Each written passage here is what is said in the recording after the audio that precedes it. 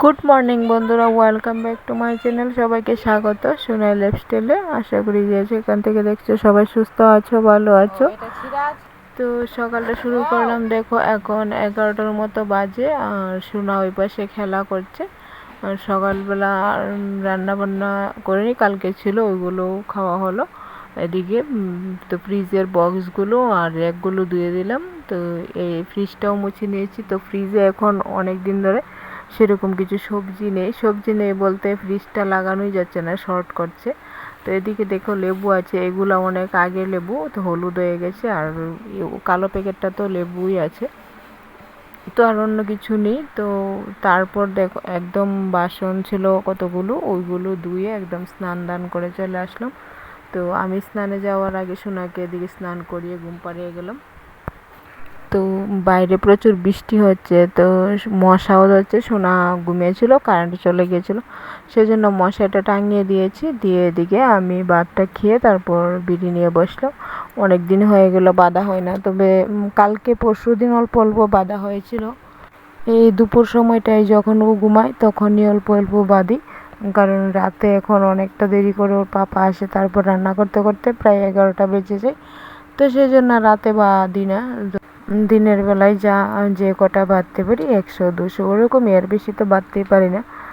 তো তোমরা যারা চ্যানেলে নতুন প্লিজ চ্যানেলটাকে সাবস্ক্রাইব করে দেবে, আর যারা আগে থেকে চ্যানেলটাকে সাবস্ক্রাইব করে রেখেছো তাদেরকে অসংখ্য ধন্যবাদ, অনেক ভালোবাসা। তোমরা আমার ভিডিওগুলো প্রত্যেক দিন দেখার চেষ্টা করবে এবং ফুল দেখার চেষ্টা করবে। আর আজকে ভিডিওটা তো একদমই ছোট করে দিয়েছি, কারণ কদিনে একদম ভিডিওতে ভিউজ কেন আসছে না বুঝতে পারছি না। সেটা কি আমার ভিডিও ভালো হচ্ছে না সেই জন্য, নাকি তোমরা আমার লং ভিডিও দেখতেই চাচ্ছ না ওই জন্য, বুঝতে পারছি না। তো এদিকে দেখো আমি ক্যামেরাটা বাইরে এদিকে দেখালাম, বাইরে প্রচুর বৃষ্টি পড়ছে। তো এখন হালকা একটু কমেছে। তো বালতিটা দিয়ে রেখেছি, না হলে দরজাটা ভিজেছে।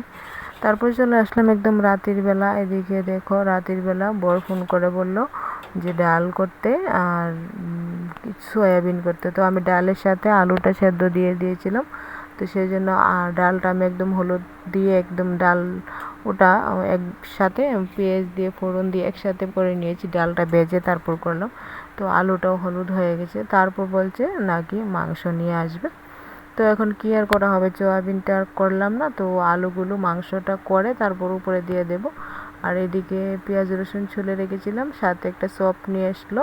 তো বললো চপটা আগে খেয়ে নাও তারপর রান্না বসাবো। তো চপটা খাওয়ার আগে সোনা উঠে গেলো, তো চপও হয়ে গেল ঠান্ডা। তার মধ্যে সবজি, মানে সবজি না, যে বাজারের সাথে নিয়ে আসলো চাল নিয়ে এসেছিলো, তো চপটা একদম ভেঙে গেছে। তো তারপর দিকে মশলাগুলা বেটে বসিয়ে দিলাম মাংসটা। আর আজকে মাংসটা মাখিনি, এদিকে জিরে আর নুন হলুদ আর একটু তেল দিয়েছি, দিয়ে এখন দিয়ে দেব। তো আজকে এইটুকুই রান্না করব, বেশি তো নিতে তো এক তরকারি রান্না হয় প্রায় সময়। তো ডালটা করেছি, ডালটা হলে সোনাও একটু খেতে পারবে ভালোভাবে। তো আজকে ভিডিওটা এখানেই শেষ করব। তোমাদের ভিডিওটা কেমন লাগলো সেটা একটু কমেন্ট করে জানাবে। প্লিজ ভিডিও প্রত্যেক দিন একটু দেখবে, যারা আমাকে সাবস্ক্রাইব করে রেখেছো আগে থেকে তারা প্লিজ ভিডিওটা দেখবে। আর আমিও কিন্তু তোমাদের ভিডিও দেখি, নিশ্চয়ই তোমরাও কমেন্ট পাও। তো সবাই সুস্থ থাকবে, ভালো থাকবে, দেখা হবে আগামীকাল নতুন একটি ভিডিওতে।